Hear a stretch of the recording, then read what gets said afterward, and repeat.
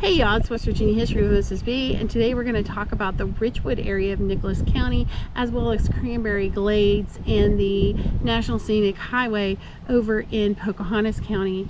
Richwood, if you want to know the history of Richwood, it's in the name. It's all about wood. It's about the timber industry, folks.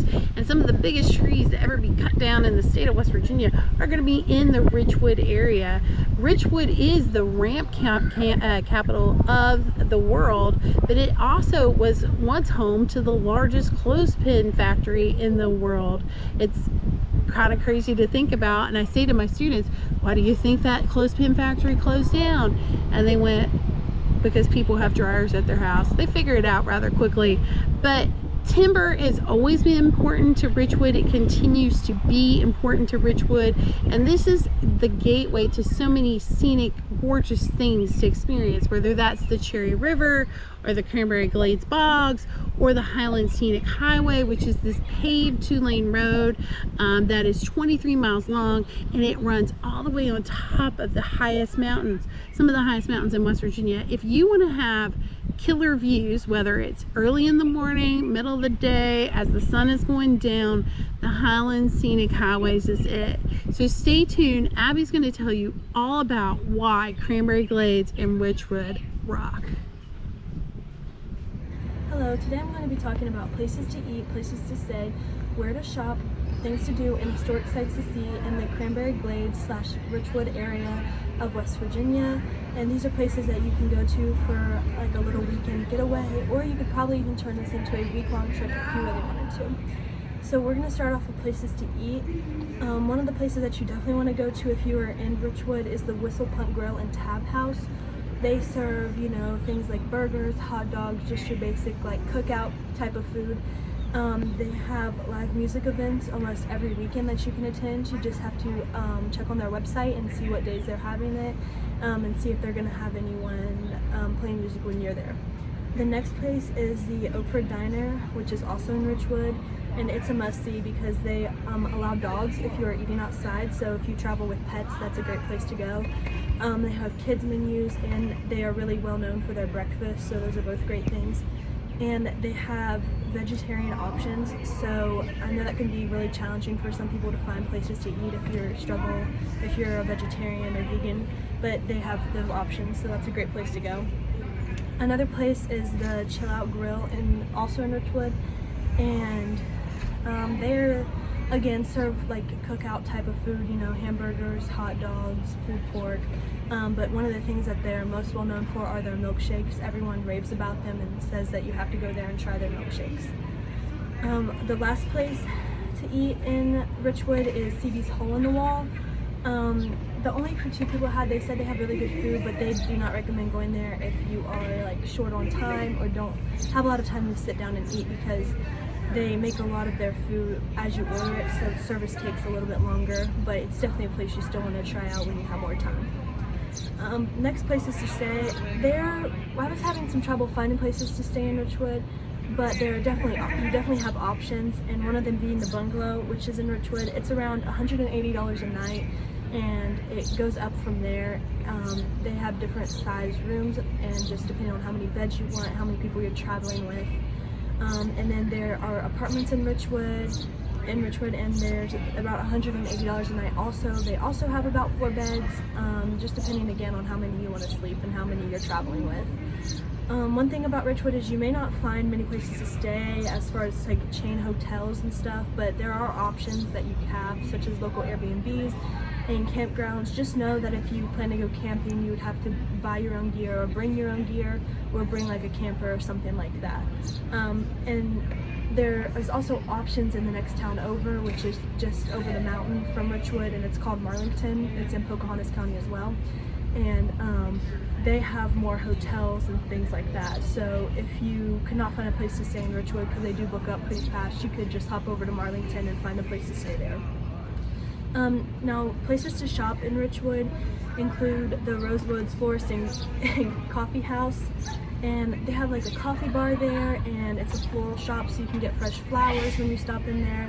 and they just have little knickknacks and things like that. They have like homemade jams and honeys that people here locally in West Virginia produce, so it's definitely something you'd want to check out.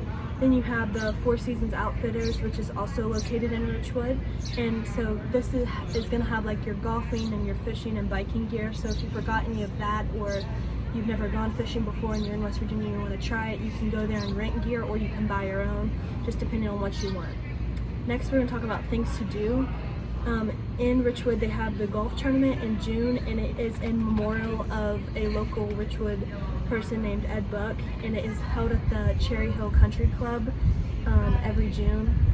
And then we have the Cranberry Glades Botanical Area, which is in Richwood, and it's right near, they have like a boardwalk and stuff where you can see lots of wildlife, and I know right now they're in the process of redoing it, so you could probably still go around there and see, but you might have to check and see if the boardwalk's open before you go, because I'm not quite sure about that one. It's also right next to the Monongahela National Forest, so if you get done at the boardwalk and you decide that you want to hike more, you want to see more sights, then you can just pop on over to the Monongahela National Forest, and they have lots of trails, little trails you can hike, long trails if you're an avid hiker, just whatever you really want. The next is the Scenic Drive Day, and they hold this in Richwood. You can just drive around to different scenic overlooks and lookouts in Richwood, and this is held in June. Next is the Falls of Hills Creek. That's located in Hillsboro, West Virginia. It's about a mile hike up to the waterfall. It's really pretty. I've been there myself. It's definitely worth the hike, but you want to make sure you've gone after a day where it's been raining a lot, or else the waterfall is not going to be as plentiful as it would be if there'd been a lot of rain. It takes about 30 minutes of your time, obviously depending on how fast you walk, and you can stop and have lunch up there, like a little picnic or something. But yeah, it's about 1 mile up and 1 mile down, so about a 2-mile total trip. And then there's music in the square. They hold weekly concerts every Friday at the City Hall parking lot in Richwood, and this is every week in June. I know that they do this. Next is the historic places.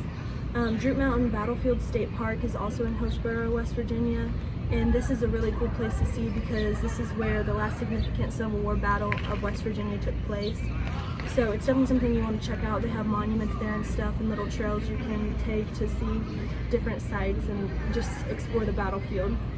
The downtown Richwood Historic District is obviously in Richwood, and they have 50 plus buildings and sites that you can go and see, and just different little shops, and you can support local businesses by doing that. They have a bunch of shops down there that you can see in historic buildings. Some festivals that you might want to check out while you're in Richwood include the Cherry River Festival, which is July 28th through August 5th. It's just like it has different food vendors and different little businesses that come and set up tents that you can shop at. The Mount Color Art Show, which is in October, it kind of speaks for itself. It's an art show, and you can enter yourself, or you can just go and see the art that's there. Oktoberfest, obviously in October, and they have activities such as bobbing for apples, pumpkin carving contests, pie eating contests, different things like that, and they have specialty foods that you can only get in the fall, which include like pumpkin spice lattes, apple fritters, pumpkin pie, just different things that people make and bring to there.